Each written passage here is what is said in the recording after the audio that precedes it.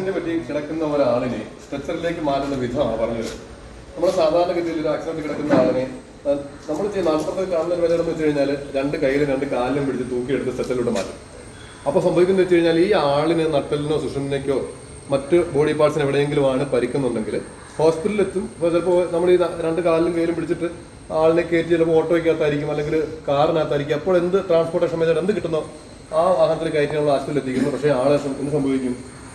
ഈ ജീവൻ രക്ഷപ്പെടുന്ന കാര്യമൊക്കെ ശരിയാണ്, പക്ഷേ ചിലപ്പോൾ എന്നേക്കുമായിട്ട് പാരലൈസ്ഡ് ആയിരിക്കും. അപ്പോൾ അങ്ങനെ സംഭവിക്കാതിരിക്കാൻ നമ്മൾ സ്ട്രെച്ചറിലേക്ക് ഒരാളെ കയറ്റുന്ന രീതിയാണ്, അതിന് റിക്കവറി പൊസിഷൻ എന്ന് പറയും, ലോഗ് റോൾ മെത്തേഡ് എന്നും പറയാറുണ്ട്. അപ്പോൾ നോക്കിയപ്പോൾ 4 പേര് ചേർന്ന് പിടിക്കുകയൊന്നും വേണ്ട, വളരെ സിമ്പിളാണ്. അതായത് നമ്മൾ ഇതിൽ സ്ട്രെച്ചറുണ്ട്. ഈ സ്ട്രെച്ചറില്ലെങ്കിൽ നമുക്ക് സ്ട്രെച്ചർ ഉണ്ടാക്കാം, ഇമ്പ്രവൈസ്ഡ് സ്ട്രെച്ചർ ഉണ്ടാക്കാം. ഒരു 2 നീളമുള്ള കമ്പും ഒരു ബെഡ്ഷീറ്റും ഉണ്ടെന്നുണ്ടെങ്കിൽ താൽക്കാലികമായിട്ട് സ്ട്രെച്ചർ ഉണ്ടാക്കാൻ പറ്റും. അത് ബെഡ്ഷീറ്റ് ആയാലും മതി. ഓക്കെ, അപ്പോൾ നമ്മൾ ചെയ്യുന്നത് വെച്ച് കഴിഞ്ഞാൽ ഈ ആളിനെ കിടക്കുന്ന ആളിൻ്റെ ഈ ഭാഗത്തേക്ക് വന്നിരുന്നിട്ട് ചിലപ്പോൾ ഇങ്ങനെ തന്നെ ഒരു സ്റ്റഡി ആയിട്ട് കിടക്കണമെന്നൊന്നുമില്ല, കയ്യോ കാലം എങ്ങനെയൊക്കെ ആയിരിക്കും വെച്ചിരിക്കുന്നത്. നമ്മൾ എന്ത് ചെയ്തു? ഈ കൈയെടുത്ത് ആളുടെ ബോഡിയിലേക്ക് വെച്ചു, ഈ ചിന്ന അല്പം അങ്ങോട്ടേക്ക് ചരിച്ചു. എന്നിട്ട് നോക്കുക, ഈ കാലെടുത്ത് മറ്റേ കാലിനും മുകളിലേക്ക് വെച്ചു. നിലവിൽ അദ്ദേഹത്തിന് പരിക്ക് സുഷുമ്നയ്ക്കോ നട്ടലിനോ ഒക്കെ ആണെങ്കിൽ കൂടുതൽ ഭക്ഷണമായിട്ടില്ല. അദ്ദേഹത്തെ കൂടുതലായിട്ട് ഞാൻ ബുദ്ധിമുട്ടിക്കുന്നില്ല. അതായത് കിടക്കുന്ന ആൾ കാഷ്വാലിറ്റിയാണ്. ആൾ എന്ത് ചെയ്തു? പൂർണ്ണമായിട്ട് ആ വശത്തേക്ക് പതുക്കെ വളരെ സാവധാനം ചരിക്കുന്നു, പൂർണ്ണമായിട്ട് ചരിച്ചു.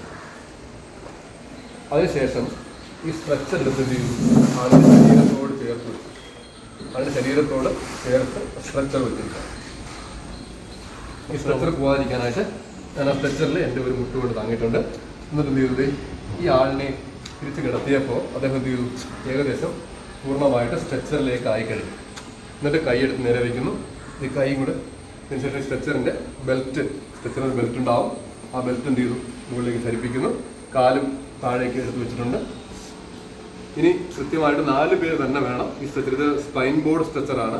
അതായത് നട്ടലിന് മറ്റേ പരിക്കുണ്ടെന്നുണ്ടെങ്കിൽ ആ പരിക്ക് കൂടുതൽ വഷളാവാതിരിക്കാനായിട്ട് കൊണ്ടുപോകുന്ന രീതിയിലുള്ള സ്ട്രെച്ചറുകളാണ്. അപ്പോൾ ഈ സ്ട്രെച്ചറിന് 4 പേര് ചേർന്ന് അദ്ദേഹത്തെ എടുത്തുകൊണ്ട് നമുക്ക് ആംബുലൻസിലേക്ക് കയറ്റാനായിട്ട് സാധിക്കും.